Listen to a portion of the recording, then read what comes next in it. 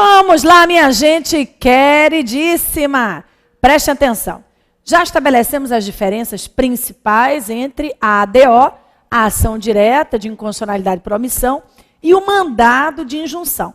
Agora eu vou arrematar alguns detalhes a respeito da ADO, para que possamos partir, então, para a DPF. Me acompanhe.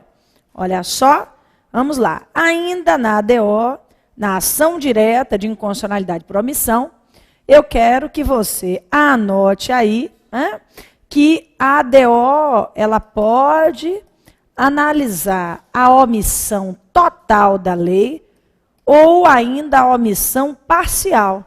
Como assim, Flávia? Eu não entendi muito bem. Sim, observe, quando não existe lei regulamentando a norma constitucional, se diz que a omissão é total. É o caso, me acompanhe, do artigo 18, parágrafo 4º, do artigo 37, inciso 7, do 40, parágrafo 4º. Prestem bastante atenção. O 18, parágrafo 4º, ele diz que uma lei complementar deverá regularizar a situação dos municípios do Brasil. Ela existe? Não, nunca foi elaborada. Então, a omissão ela é completa. 37.7, já falei sobre ele, é a greve do servidor público, cuja lei não foi feita até hoje. 40, parágrafo 4º, é a aposentadoria especial dos servidores públicos que trabalham em atividade de risco, que também não foi regulamentada até o momento. Então, a omissão total é aquela que não há lei. Mas, minha turma, a ADO, né, estamos falando da ADO, a ADO, ela também pode questionar a omissão parcial. Ou seja, quando existe uma lei e ela não regulamenta de maneira suficiente o direito ou a norma constitucional, existe uma omissão parcial. Olha só, olha como você vai entender o exemplo que eu vou dar. Artigo 7º, inciso 4 da Constituição. 7º, inciso 4. Vem aqui comigo. Olha só, quando a gente abre o artigo 7º, vai encontrar o seguinte. Artigo 7º. São direitos dos trabalhadores, não é? E aí vem o artigo 7º, inciso 4, e diz assim: salário mínimo fixado em lei e nacionalmente unificado, capaz de atender às suas necessidades vitais básicas e às de sua família, com moradia, alimentação, educação, saúde, lazer, vestuário, higiene, transporte e previdência social, com reajustes periódicos que lhe preservem o poder aquisitivo, sendo vedada a sua vinculação para qualquer fim. Preste bastante atenção no que eu vou dizer. Preste bastante atenção. O salário mínimo tem lei, sim, não falta lei. Mas será que a lei consegue atender a todo o objetivo que a Constituição determina ao salário mínimo? É claro que você vai me responder que não. Então lembre disso. Quando a lei existir, mas ela não conseguir atender a exatamente todo o propósito a ela reservado pela Constituição, existe uma omissão parcial. Então, a ação direta de inconstitucionalidade por omissão, ela vai tratar da falta completa da lei ou da falta parcial, quando ela existe, mas não atende exatamente ao propósito a ela reservado pela Constituição. Me acompanhe. Olha só, é cabível a concessão de provimento cautelar em sede de ADO, é cabível a concessão, né, da cautelar, da liminar em sede de ADO. Sim, minha gente, a lei prevê a concessão, sim, de cautelar em sede de ação direta, de inconstitucionalidade por omissão. Olha só, quando a gente abre, vem aqui comigo, quando a gente abre a lei 9868 de 99, nós encontramos as alterações que foram feitas nela pela lei 12.063, e lá no artigo 12F, vem aqui comigo, e lá no artigo 12F, da Lei 9868 de 99, nós encontramos justamente o provimento cautelar da ADO. E aí, minha turma, vamos, para fecharmos essa parte da matéria, vamos colocar aqui algumas notinhas sobre a participação do PGR e a participação do Advogado-Geral da União. 12 é parágrafo 3º sobre o PGR, 12 é parágrafo 2º sobre o Advogado-Geral da União. Preste bastante atenção. O artigo 12 é parágrafo 3º, diz o seguinte, que se o PGR, se o Procurador-Geral da República, for autor da ação direta de inconstitucionalidade por omissão, ele não atuará como custos legis, como fiscal da lei. Se o PGR for autor da ADO, ele não será fiscal da lei. Então, lembre disso. PGR não será custos legis em todas as ADOs. Me acompanhe? Olha só atuará. É isso que nós extraímos do artigo 12E, parágrafo 3º da Lei 9868 de 99. Só atuará como fiscal da lei nas ações. Só atuará como fiscal da lei nas ações que não tenham sido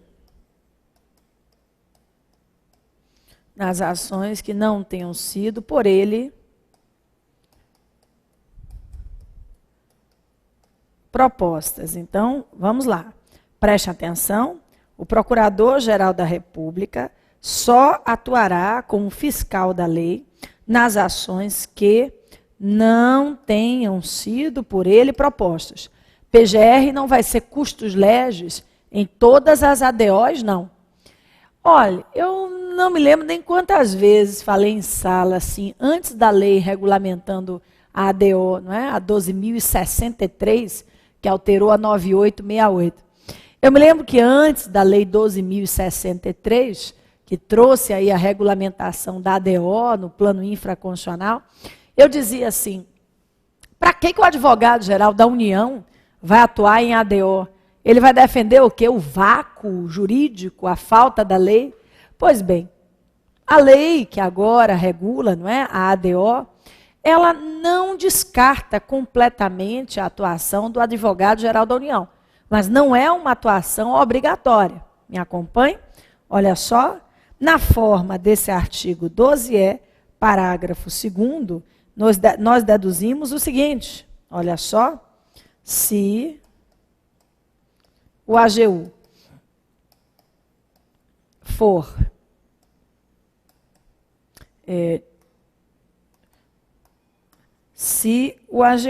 convocado pelo relator da ação, se o AGU for convocado pelo relator da ação, poderá participar, não é? Deverá participar. Se o AGU for convocado pelo relator da ação, participará da ADO, dando a sua opinião jurídica a respeito da ação. Então, preste atenção. Se o AGU for convocado pelo relator da ação para participar, vai dar a sua, né, manifestação. Não é uma participação obrigatória, só se o relator o convocar. Lembre disso, na forma do artigo 12E, parágrafo 2º da Lei 9868 de 99. Tranquilo até esse instante? Olha só, quadro comparativo que a gente vai fixar aí na área do aluno vai ajudar a ter uma ideia mais dinâmica sobre essas ações. Mas o que eu gostaria nesse instante é que você percebesse, faz sentido o que estamos explicando? Ah, então, se faz, ótimo. Se não faz, vamos nos esforçar juntos para fazer sentido.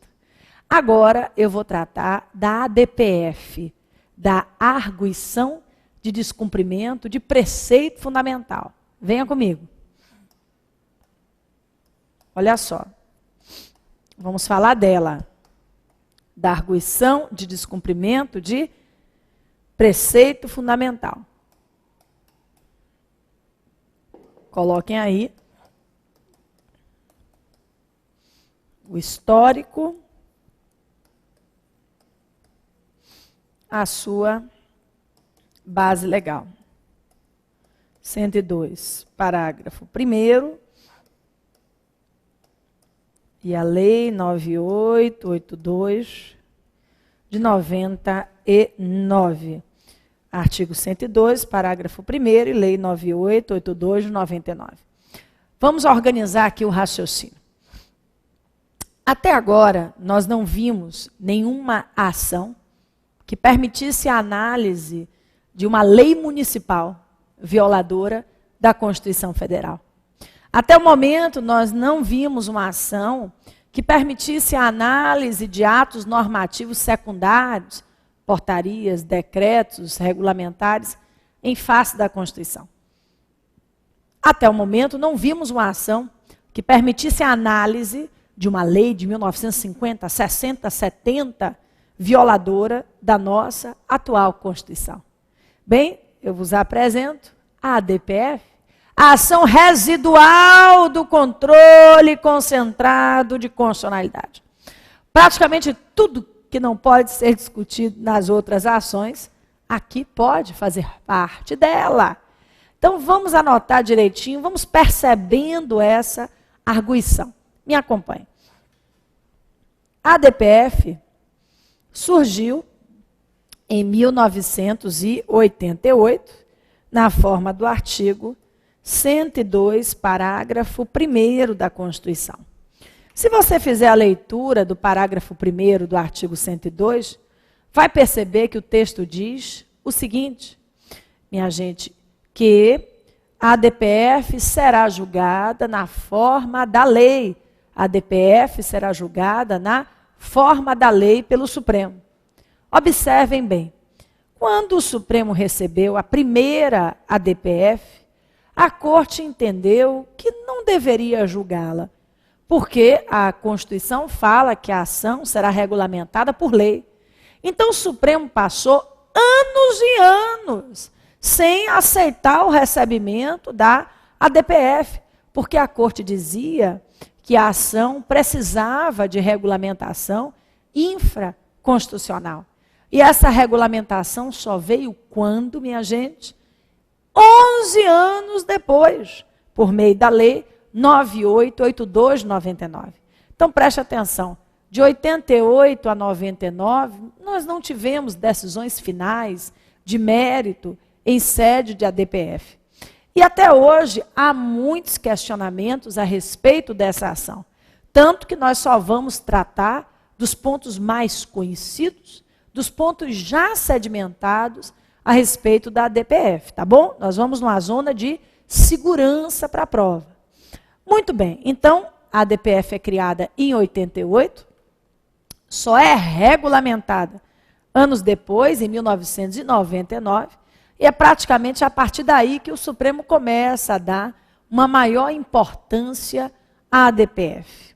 Se você perceber, o nome da ação é arguição de descumprimento de preceito fundamental. Arguição de descumprimento de preceito fundamental.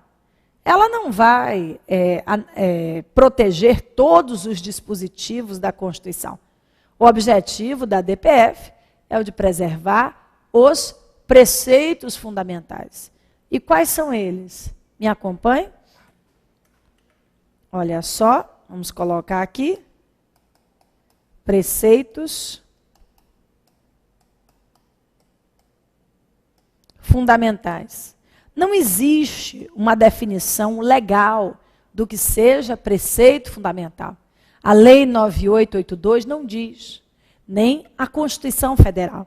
Mas na jurisprudência do Supremo, já se sedimentou entendimento de que seriam preceitos fundamentais. Me acompanhe? Em rol exemplificativo. Olha só, o Supremo decidiu em rol exemplificativo, não é? Em rol não taxativo, o seguinte: são preceitos fundamentais, os que se encontram entre os artigos 1º a 4º da Constituição, que são os princípios fundamentais. Então, preste atenção. O Supremo decidiu que os artigos 1º a 4º da Constituição, que trazem os princípios fundamentais, forma de Estado, forma de governo, objetivos do país, princípios que regem o país perante a comunidade internacional, são considerados preceitos fundamentais. Me acompanhe? O Supremo também decidiu o seguinte, que os direitos e garantias fundamentais, que os direitos e garantias fundamentais dos artigos 5º a 17, direitos e garantias fundamentais, dos artigos 5º a 17, também são preceitos fundamentais. Vamos nós. Preste atenção. Para o Supremo, o artigo 34.7, que traz os chamados de princípios sensíveis, também são considerados preceitos fundamentais. Então, vá anotando aí. Olha só, para o Supremo, são preceitos fundamentais. Os princípios fundamentais, os artigos 1º a 4º, os direitos e garantias fundamentais, do 5º a 17, os princípios constitucionais sensíveis, do 34.7, o LIMP, os princípios, né, que norteiam a administração pública, do 37 caput, e o 60, parágrafo 4º, que nós sabemos ser as nossas cláusulas pétreas. Eu vou repetir, vá tomando notas, preste atenção. Gente, o nome dessa ação é arguição de descumprimento de preceito fundamental. E não fui eu que a batizei dessa forma, foi a Constituição. Então, ela não preserva todo o texto constitucional.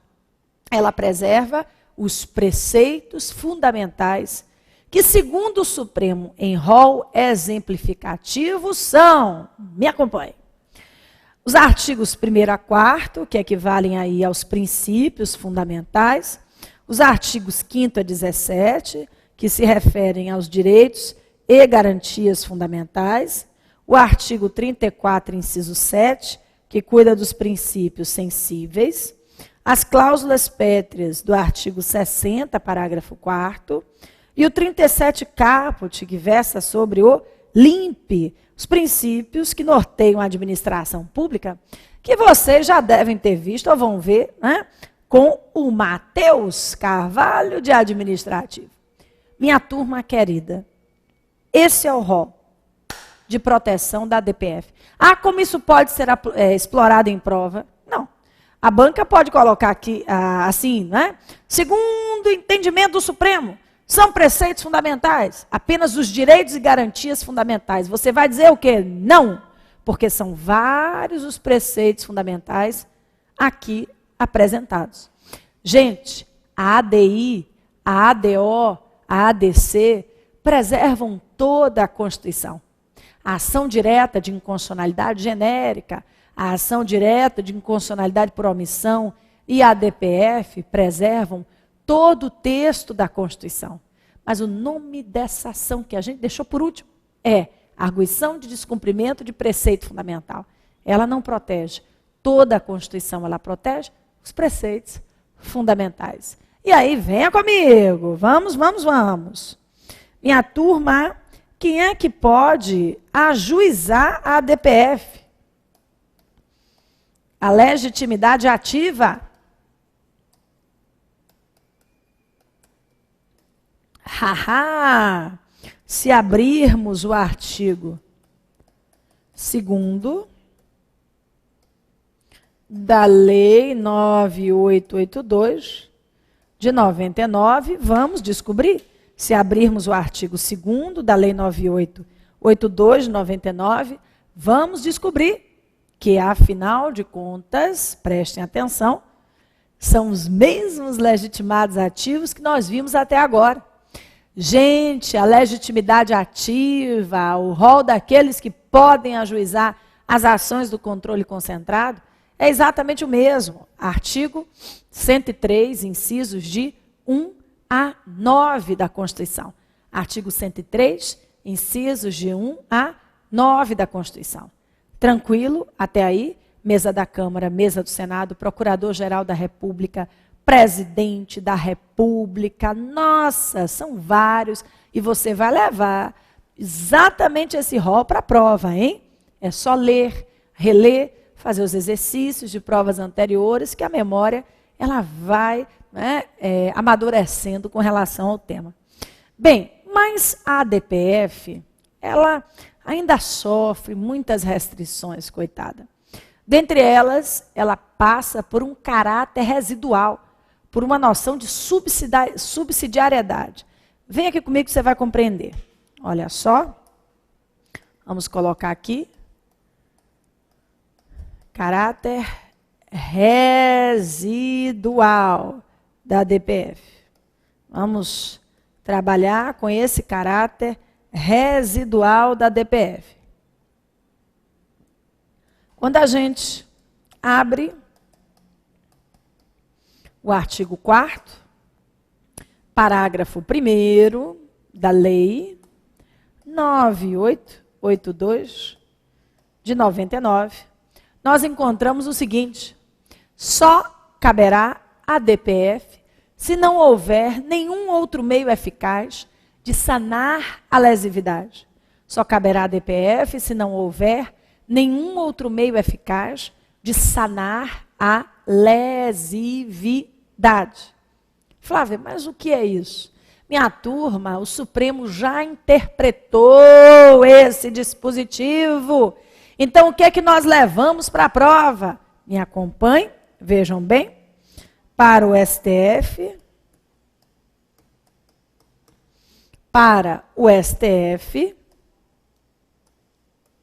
se couber ação direta de inconstitucionalidade, para o STF, se couber ação direta de inconstitucionalidade, ação declaratória de constitucionalidade, ou ação direta de inconstitucionalidade por omissão, se couber ação direta de inconstitucionalidade, ação declaratória de constitucionalidade, ação direta de inconstitucionalidade por omissão, não caberá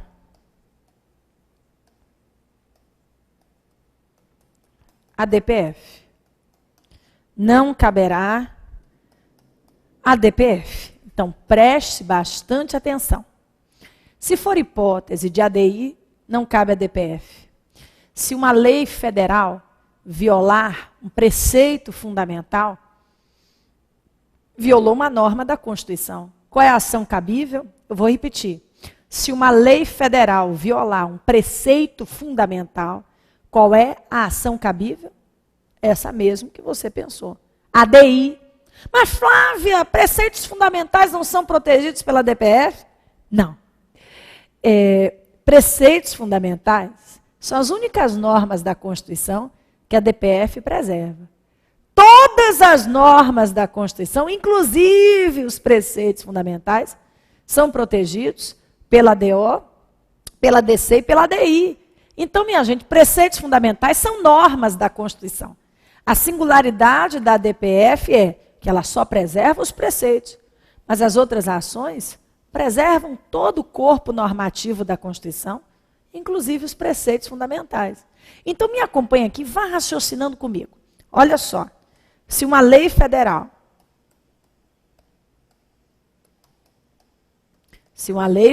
violar preceito fundamental,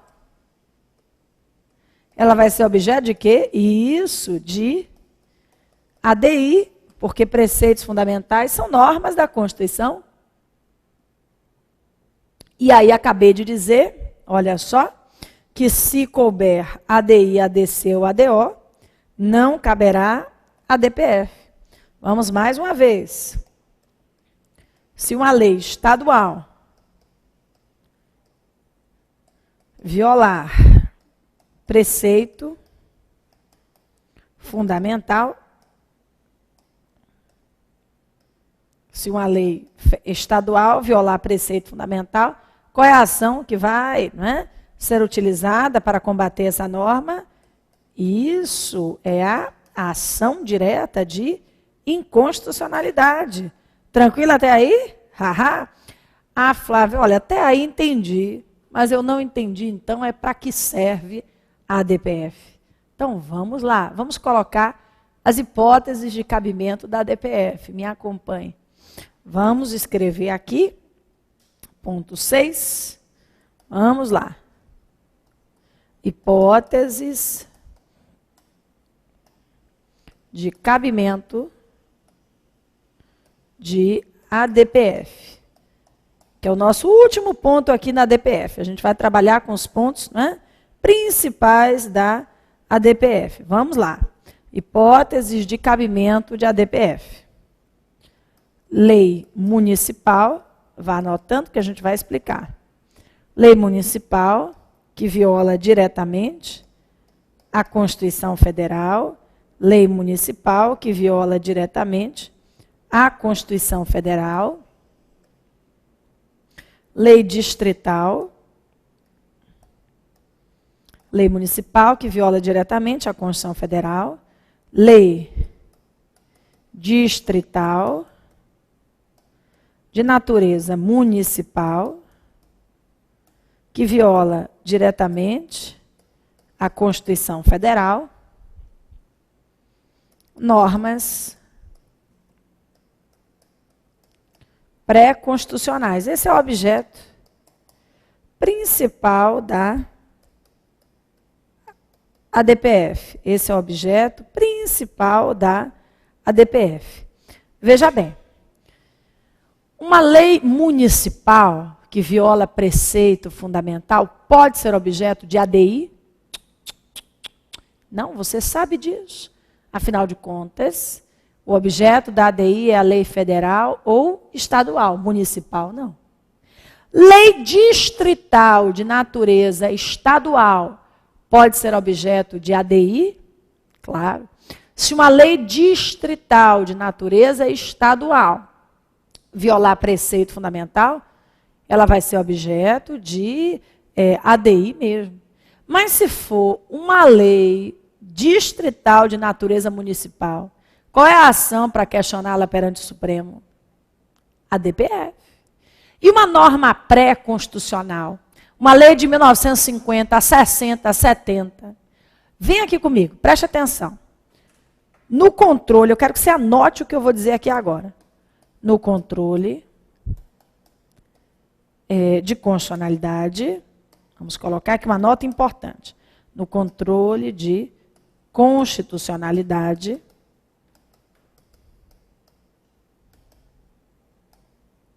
só é possível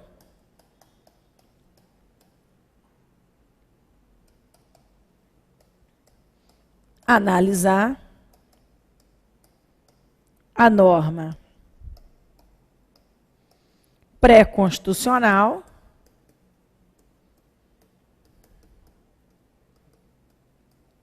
o que é uma norma pré-constitucional?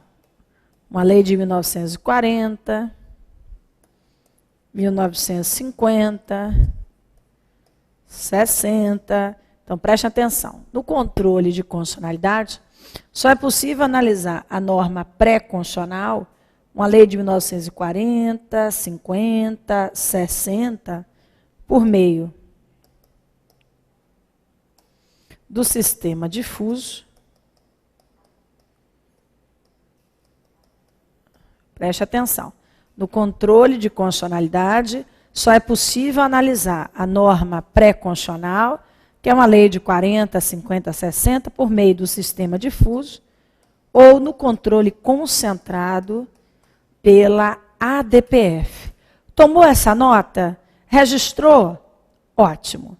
Agora, no próximo bloco, eu vou começar falando do que eu acabei de escrever aqui e nós vamos fazer algumas análises, porque isso já foi cobrado pela banca, sobre o controle concentrado estadual.